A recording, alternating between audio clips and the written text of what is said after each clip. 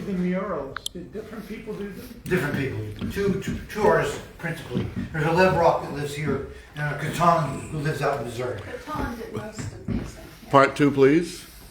The book Bloody Tenant was written in the winter of 1643-44, while Williams was serving the cause of Parliament in London. London had run out of fuel for the winter. The king held the coal fields. London heated with coal. So Williams came up with a solution for the people that were freezing to death. He organized work parties to go to the estates of noblemen and collect unused wood, dead wood, firewood that could be gathered easily and chopped to size and carried to London and distributed to the poor, to the people that need fuel. And thus he preserved London from freezing. And there was a solution that would be typical in the colonies for someone to come up with this plan, invite people to help them, and everybody pull together and get it done. That was something that he did. And while he was doing that, he wrote a book called The Bloody Tenant of Persecution. This is his most famous work. That in it, he attacked the notion that states had the power to enforce religious doctrine and practice by state power. And by doing that, he was radical. Parliament itself didn't accept it. He didn't publish the book till after he left with his charter. But in his book, he said some remarkable things. He said, just as stated as a fact, that God is the source of all authority. But God gives authority to men by birth. They don't have it by king or noble. The people give the nobles and kings their power. It's by the choice of the people that any government has power. When the people no longer believe in the government, it loses its power. He said that the government derives its authority from the consent of the governed in the 1600s. Wrote in his book. And by doing that, he was a radical. The consent of the people, the governed. Yeah. So he's known for his religious freedom views. Doesn't many people know his ideas about political authority were just as radical. And his book became the textbook for all of the English radical movements. So notice the levelers, the diggers, and groups like that. All the opposers of the radical elements of English politics for the next 10 years, from 1644 to 1654. His ideas became the textbook of what everyone was saying. There was a group that was attempting to define what religion would be for England after the revolution was won by the parliamentary side, and he was opposing them. He was writing this book to get people to see that there was an authority in Parliament to regulate religion. And it was a remarkable statement. And his book came out in 1644. It was burned publicly, but it sold out and went through 4 editions and became part of the political conversation of England to this day. Excellent. That was 1640s. And in the 1650s, Williams was briefly the president of Rhode Island, but he left his mark.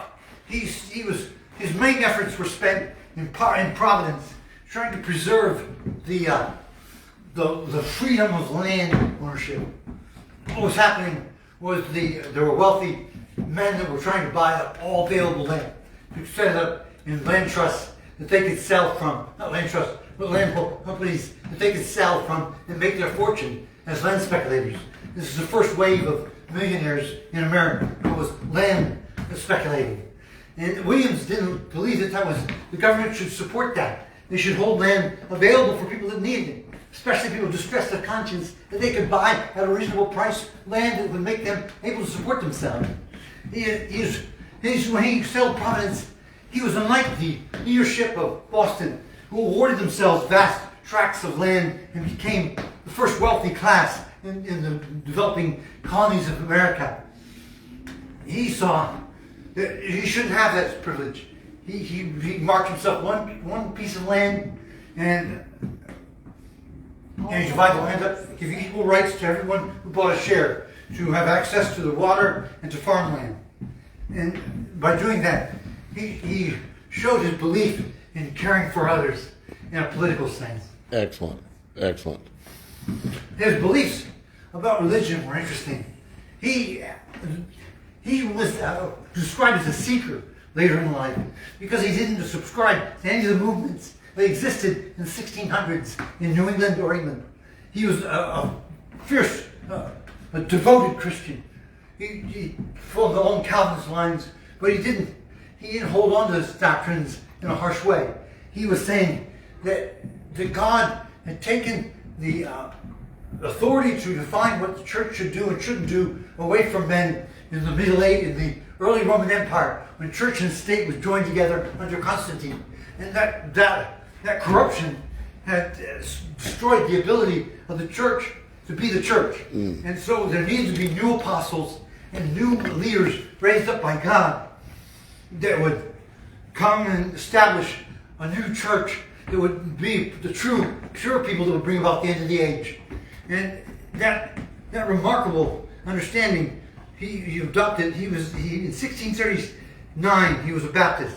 He was baptized. In most of Europe, that was a death penalty offense to be a Christian and be baptized in 1639. But he agreed to it because he felt it was more biblical.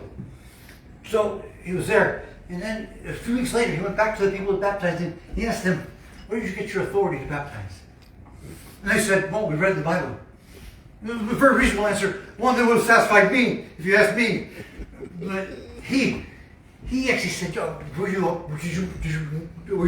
apostle? Are you an apostle sent by God? He said, "No." He said, "I can't accept your baptism." He took himself, he withdrew from the Baptist movement and kept himself. He preached and he shared and he taught. He wrote about religion for the rest of his life, but he never felt that there was any true church on the earth.